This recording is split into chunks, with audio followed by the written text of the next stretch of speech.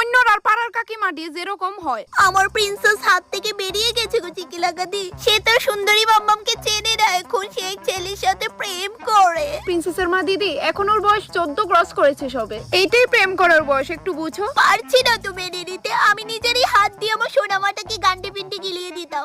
এখন সে নিজের হাতেই খেতে খেতে তার বয়ফ্রেন্ডকে বলে বাবু খাইয়ে দেবো। ও তোমার মেয়ে ঠিক আছে, কিন্তু দেখো একদিন না একদিন ওকেও তো বিয়ে দিতেই হবে, বলো। তাও তো ঠিক। তাহলে কি ও যে ফষ্টি নষ্টি গুলো করছে, করতে দেবো? হ্যাঁ অবশ্যই দেবে, আমিও তো 2 বছর বয়স থেকে প্রেম করা শুরু করেছি। আর ঠিক আছে, তুমি যখন বলছো আমিও কি কিছুই বলবো না, এইভাবে পাকতে দে।